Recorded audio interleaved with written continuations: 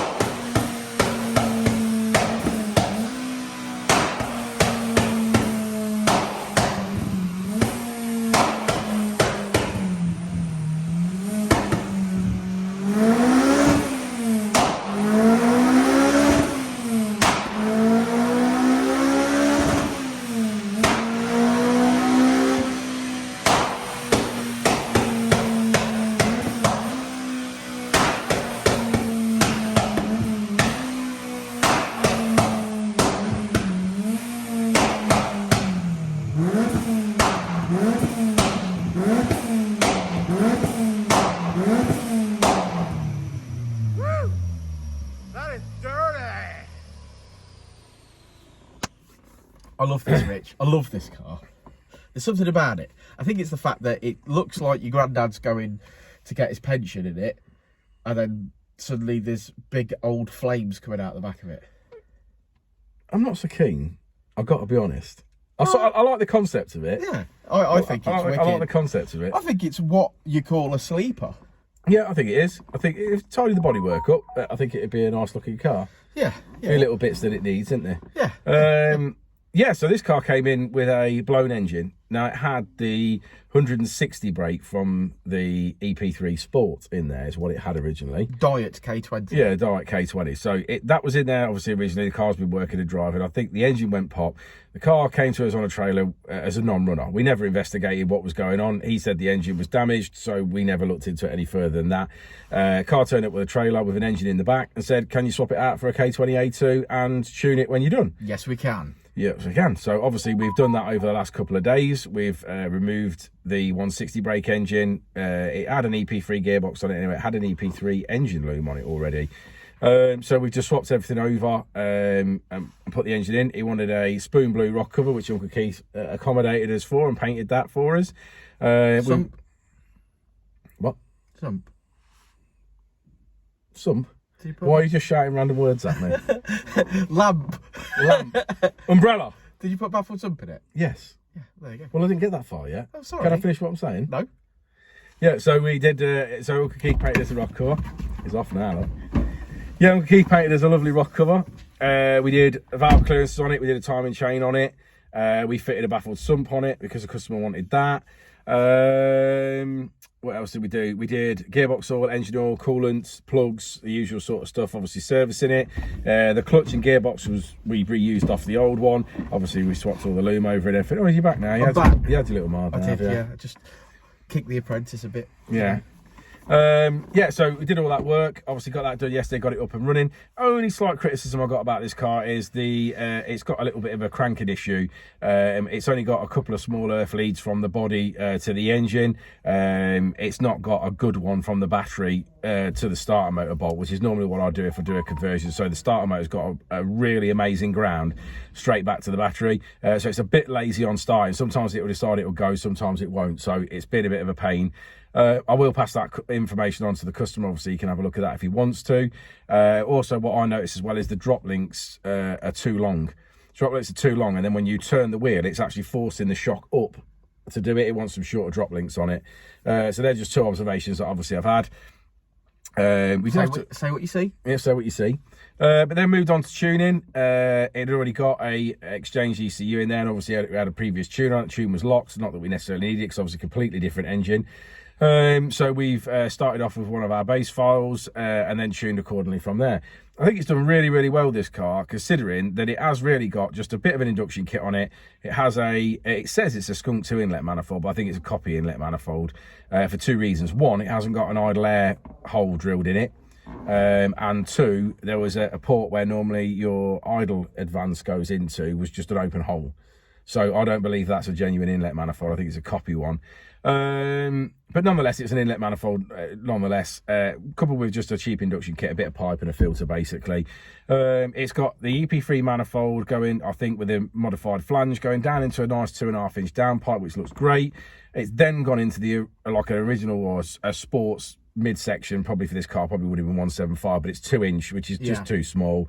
And then going back to 2.5 for the back box. So there's just that section in the middle, really. If we step that up to 2.5, I think there's more power in this car. Yeah, it's finished on 221 brake horsepower. Yeah. And we're sort of flattening off towards the top. Although it has made peak power, peak revs, it has sort of tabletopped a little bit. Yeah, you can see it. You can see it on the wheel horsepower. I think if we just step that exhaust up, either make a full custom exhaust at 3 inch or got the whole thing up to 2.5, I definitely think it would benefit from that. It definitely would benefit from a custom manifold, because I think we just used the original manifold and then just modified it to fit. So I think there's also some power there. Yeah, so there's more power to be had if he wants more power. If it needs more power, it's going to be a quick car, this. Yeah, 220 for sure. That's at least 100 horsepower more than this car came out the factory with, if not more than that. I don't know what these come out with. Do you reckon it's got to weigh a lot less than an EP3?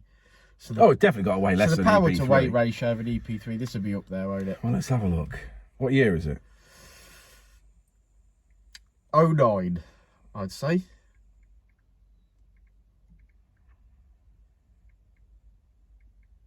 We're Googling. So Googling the specs. Well, actually, it says they're a 1.2.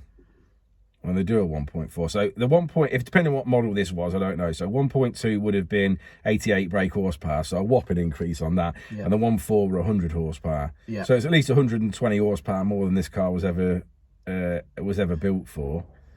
I would imagine a load of RPM as well. Yeah, a load of RPM definitely. That it wasn't foreseeing on a normal instance. Let's have a look, see if it tells the. Oh, do you play Farmville? I don't know what Farmville is. I'm joking. Oh. Oh dear. My auntie Anne, bless her, used to get up in the middle of the night to tend to her crops on Farmville.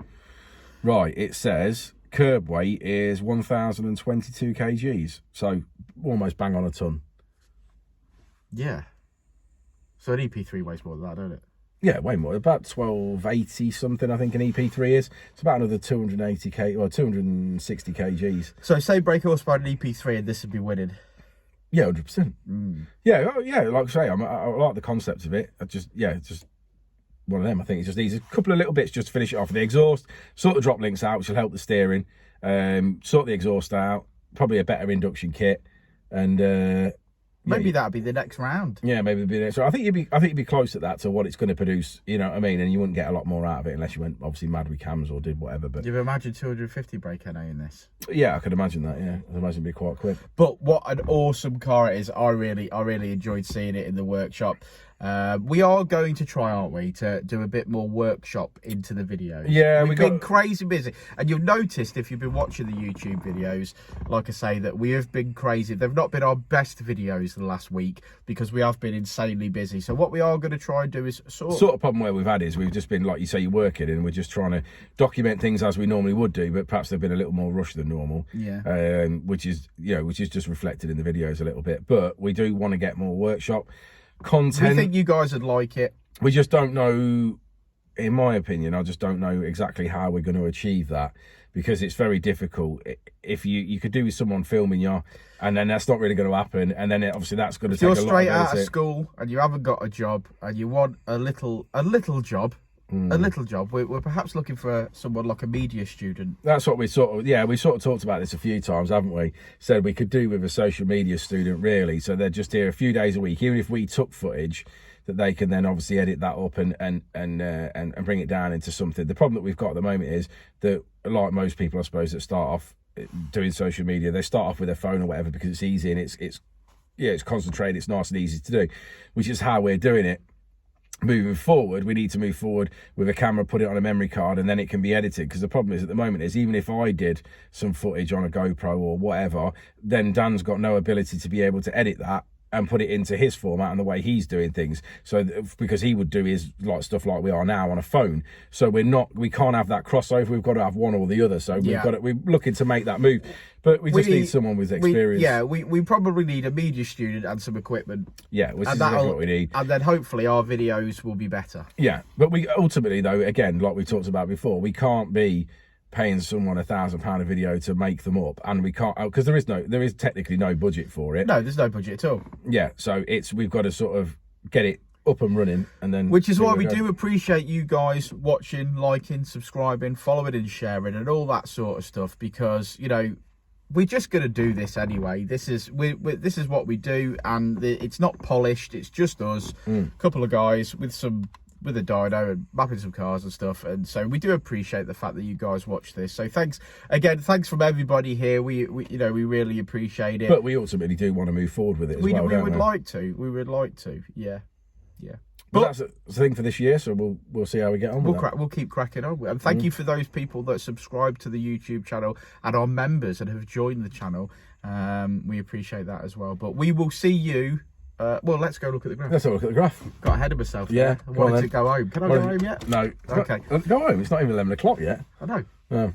Well, there we go. That's the graph. Looking pretty mighty. As you know, we didn't run it originally because it had a blown engine. But we finished on 221 brake horsepower, 189 foot-pound of torque. Here she is. As Richard says, wants a little bit of love. But you got to love that rocker cover. So thank you, Uncle Keith.